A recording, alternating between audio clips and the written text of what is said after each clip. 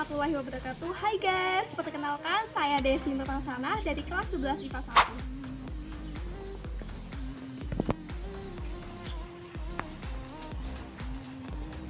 1. Assalamualaikum warahmatullahi wabarakatuh.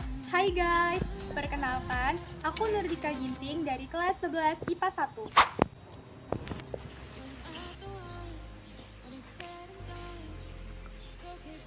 Kami dari kelompok 13.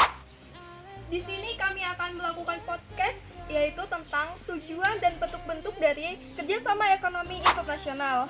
Pasti kalian penasaran kan apa itu tujuan dan bentuk-bentuk dari kerjasama ekonomi internasional? Simak penjelasan berikut ini, jangan di skip ya.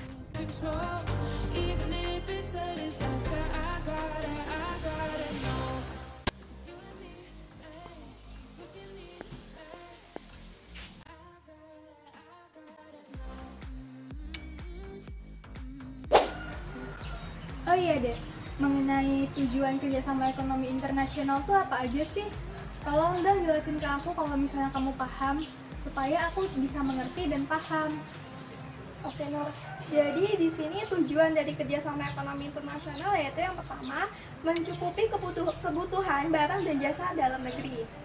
Nah, bagi negara yang memiliki kelebihan akan suatu barang dan jasa, itu dapat diekspor atau dijual ke negara-negara yang kekurangan akan barang dan jasa tersebut. Yang kedua adalah meningkatkan produktivitas dalam negeri. Nah, dengan adanya kerjasama ekonomi internasional ini, negara itu bisa memperoleh bahan produksi yang belum dimiliki oleh negaranya. Bahan-bahan produksi itu bisa diimpor atau dibeli dari luar negeri. Dengan demikian, produksi yang ada di dalam negeri akan berjalan lancar sehingga produktivitasnya juga akan meningkat. Dan yang ketiga yaitu meningkatkan pendapatan negara melalui ekspor. Ekspor dapat meningkatkan pendapatan negara yaitu dalam bentuk devisa. Devisa yang terus-menerus meningkat itu akan sangat berguna sekali bagi negara karena dapat mempercepat pembangunan dan meningkatkan pertumbuhan ekonomi. Yang keempat yaitu memperluas lapangan kerja. Nah, dengan adanya kerjasama ekonomi internasional ini, lapangan kerja akan cenderung meningkat. Hal ini terjadi karena akan banyak sekali lapangan pekerjaan yang dibuka, sehingga orang yang belum memiliki pekerjaan atau menganggur itu dapat terbantu. Yang kelima yaitu menjalin rasa persahabatan. Nah, dengan adanya kerjasama ekonomi internasional ini, maka jalinan persahabatan antara negara-negara yang terikat di dalamnya akan semakin erat. Akhirnya, apakah kamu sudah paham dengan penjelasan yang udah aku jelasin? Oke, sekarang aku paham dengan penjelasan dengan tujuan kerjasama internasional. Oke, Nur. Di sini kan bentuk-bentuk dari kerjasama ekonomi internasional kan ada dilihat dari dua aspek, yaitu dari letak geografis dan dari jumlah negaranya. Nah, maksud dari dilihat dari letak geografis dan dilihat dari jumlah negaranya tuh maksudnya gimana sih, Nur? Dan contohnya itu apa aja? Coba kamu jelasin ke aku. Oke, di sini aku akan menjelaskan mengenai bentuk-bentuk kerjasama ekonomi internasional, yaitu yang bentuk-bentuk kerjasama ekonomi internasional ini dibagi menjadi dua aspek. Yang pertama, dilihat dari letak geografis. Ini dibagi menjadi tiga. Yang pertama yaitu kerjasama ekonomi internasional, ialah kerjasama ekonomi yang dilakukan oleh banyak negara di dunia. Contohnya yaitu WTO, World Trade Organization, IMF, International Monetary Fund, dan World Bank. Nah, selanjutnya yang kedua, kerjasama ekonomi regional, yaitu kerjasama yang dilakukan oleh negara-negara dalam satu kawasan. Nah, contohnya yaitu ASEAN, ialah kerjasama ekonomi di kawasan Asia Tenggara. Selanjutnya ada APEC, yaitu kerjasama ekonomi di kawasan Asia Pasifik.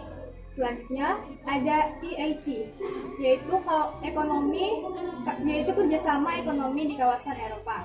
Nah, yang terakhir, kerjasama ekonomi antarregional, yaitu kerjasama yang dilakukan oleh negara-negara di satu kawasan dengan negara-negara di kawasan lainnya yang berbeda.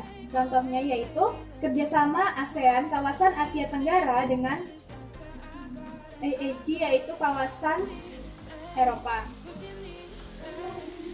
Nah, aspek yang kedua itu dibagi menjadi dua. Yang pertama, kerjasama ekonomi bilateral, ialah kerjasama yang dilakukan oleh dua negara. Contohnya kerjasama di bidang ekonomi antara Singapura dan juga Indonesia dalam bidang perdagangan dan juga investasi. Nah, yang terakhir atau yang kedua, itu kerjasama multilateral, yaitu kerjasama yang dilakukan oleh lebih dari 2 negara. Contohnya kerjasama Indonesia, Singapura, Malaysia, Tiongkok, Thailand, dan negara-negara lainnya. Nah, sekarang kamu paham kan bentuk-bentuk kerjasama? Oke, di sini aku udah paham kok. Nah, jadi kesimpulannya, dari tujuan dan bentuk-bentuk kerjasama ekonomi internasional ini adalah untuk mensejahterakan dan memakmurkan setiap rakyat di masing-masing negaranya, serta menjalin hubungan yang erat dari satu negara ke negara lainnya. Oke. Di sini pasti kalian sudah paham kan apa itu tujuan dan bentuk-bentuk dari kerjasama ekonomi internasional ini. Tak terasa podcast yang kami lakukan sudah di penghujung acara. Sebelum kami pamit, izinkan saya berpantun untuk lebih dahulu. Pergi memancing ke sungai, nila dipancing di hari senja. Salam undur diri dari kami bagi teman-teman semua. Kami akhiri. Wassalamualaikum warahmatullahi wabarakatuh. Sampai jumpa.